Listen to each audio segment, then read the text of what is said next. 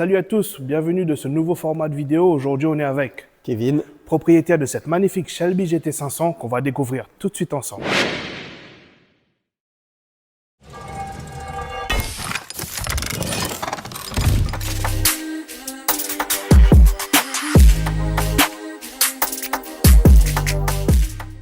D'abord, avant de commencer cette vidéo, on est chez Rennes Pneus 35, spécialiste des pneumatiques neufs et occasion.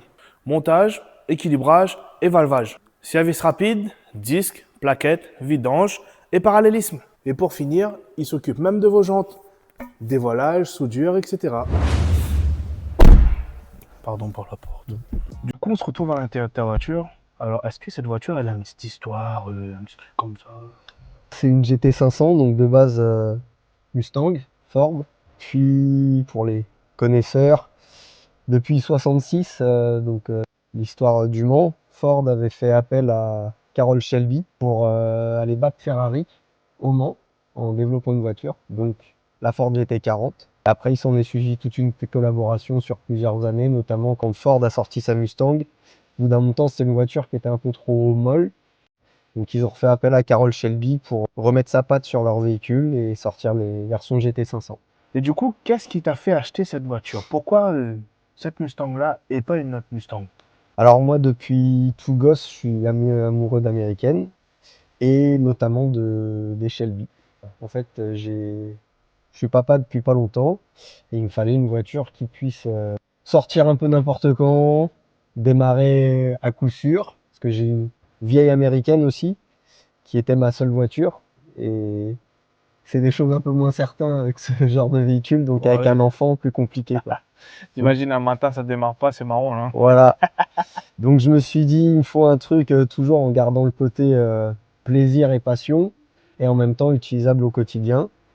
La praticité, plus le côté amour de Carroll Shelby depuis gamin, bah, c'était un choix logique. Du coup, elle développe combien? Alors, ça fait 671 chevaux et 844 newtons. On peut tracter un cheval et deux poneys. Donc c'est un bloc V8 5 litres 8 avec un compresseur de 2 litres 3. Stock. Ouais, elle est 100% stock celle-ci. Il y a ce qu'il faut pour s'amuser et se faire mal.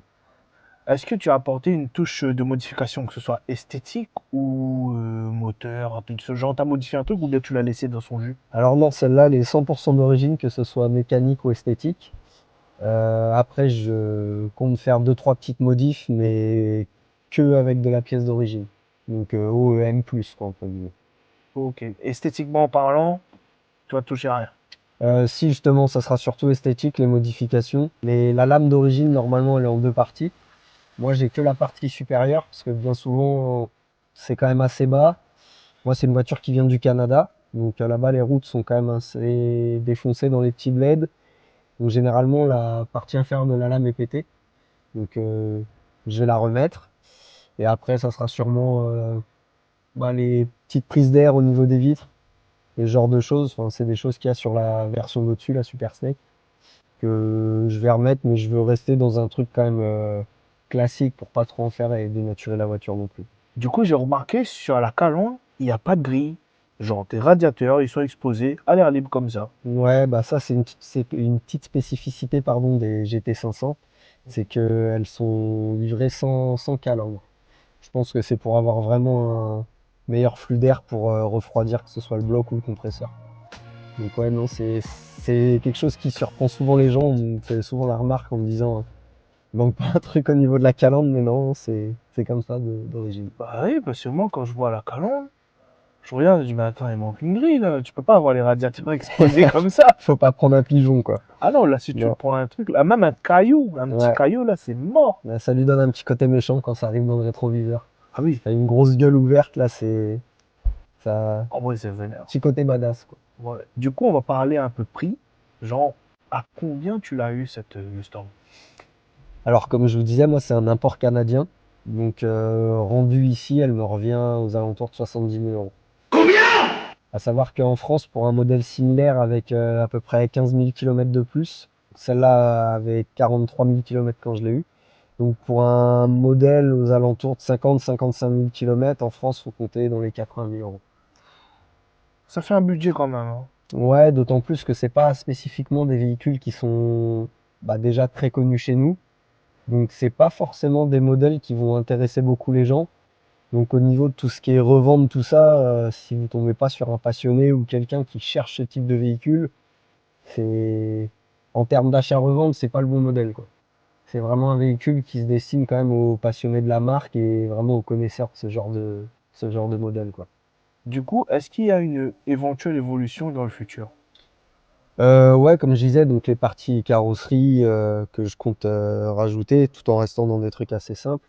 Après, les grosses évolutions en soi, c'est compliqué à faire parce que par rapport au millésime d'avant qui va de 2010 à 2012, ils ont déjà revu tout ce qui était train roulant, châssis, freinage pour vraiment avoir quelque chose de plus abouti et pas juste une voiture bonne en ligne droite. Là, tu peux quand même aller faire de la piste avec. Donc c'est vrai qu'en termes de châssis, tout ça, on peut toujours faire plus. Après, est-ce que c'est utile d'avoir vraiment un truc aux petits oignons pour aller faire du circuit, sachant que clairement, je compte pas l'amener sur piste. Je pense pas que ça soit utile, quoi. Il y a déjà suffisamment de quoi faire d'origine, entre guillemets, quoi. Du coup, parle-nous un peu de l'intérieur. Qu'est-ce qu'on découvre dans l'intérieur d'une Shelby comparé aux autres? En soi, comparé aux Mustang des mêmes générations, il n'y a pas grand-chose qui change. Matériaux assez basique, mais c'est quand même bien fini pour de l'américaine. Après, typiquement, ce qui va changer par rapport au Mustang, c'est tout ce qui est les logos sur le volant. Là, tu as la petite sérigraphie Shelby sur la coudoir, les sièges. Là, on est sur des sièges Baker et Caro en monocoque. Donc avec le sigle qu'on peut voir là du Cobra qui est brodé dessus. Après, les niveaux esthétiques, surtout ce qui va changer, comparé à une Mustang, tu vas avoir les jantes, donc celles-ci qui sont spécifiques à la SVT, calandre, capot, diffuseur arrière et le béquet sur le coffre. Et après, tout ce qui est les monogrammes Shelby, donc le Cobra à la place du Mustang. Du coup, j'ai remarqué que tu as une boîte manuelle. Ouais, donc moi je suis un pro boîte manuelle. De toute façon, ça c'est un véhicule qui se fait pas en boîte auto. Les Shelby GT500 donc de 2007 à 2013 ne se font qu'en boîte mécanique, si je dis pas de bêtises. Contrairement après, donc 2016 jusqu'à 2025 maintenant, les GT500 sont toutes en boîte auto. Mais non, moi c'est par choix. Je suis, ce que je disais, amoureux de la boîte méca, je trouve ça plus vivant. On ressent plus la conduite, c'est moins aseptisé en fait. On a un véhicule qui est beaucoup plus vivant. Moi, je trouve que c'est bien pour une grosse américaine comme ça. T'en vois tellement en boîte automatique et tout. Ouais, c'est la méca, je trouve que c'est mieux. Tu ressens mieux la voiture. C'est ça, c'est plus vivant. Et en plus, là, d'origine, short shifter. Et au début, c'est assez déstabilisant hein, quand on n'a pas l'habitude, vu que les débattements sont très courts. T'as pas de repère, tu vois, quand tu vas mettre la main sur le pommeau, tu sais pas dire quelle vitesse est engagée. Donc des fois, quand t'as pas l'habitude, putain merde, je suis quoi, 3e, 4e, tu sais plus trop où t'es. Et j'avoue que moi, il m'a bien fallu un ou deux roulages pour vraiment prendre mes repères, tu vois. Ah bah oui, c'est assez perturbant. Ouais. Ma Polo, quand je mets la 3, j'ai la main qui rentre dans le tableau de bord, tu vois. Ça, quand tu vas poser la main sur le levier de vitesse, tu sais où t'es là. Là, des fois, t'es 3, 4, 5, 6, tu mets la main dessus au début, tu mais je suis au point mort, quoi. Tu fais pas la différence. Quoi. Donc c'est un coup de main après, avec le régime moteur et la vitesse, tu sais à quel régime quel rapport t'es d'engager, quoi. Eh ben écoute, merci à toi de nous avoir raconté cette belle histoire, de nous avoir bien décrit ton véhicule. Pas de souci. Du coup, on va conclure cette vidéo en extérieur.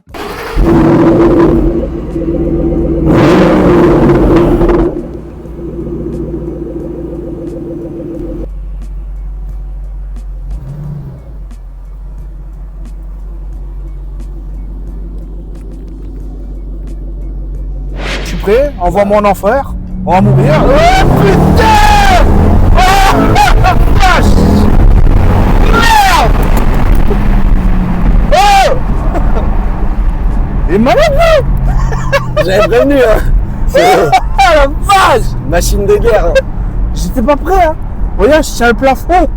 Je tiens le plafond. Est-ce qu'il n'y a pas de... Il n'y a pas de poignée, Y a pas les de gars. poignée. Il y a pas de poignée. C'est pour mourir, ça. Tu vis comme un homme, tu meurs comme un homme. Ah, ben là, oui. Oui. Et donc là, les aides étaient activées. Hein. Là, il y avait tout, là. Là, il y avait toutes les aides. Là. Vache. Bon Dieu. Les gars. Seigneur. Mais tiens le plafond.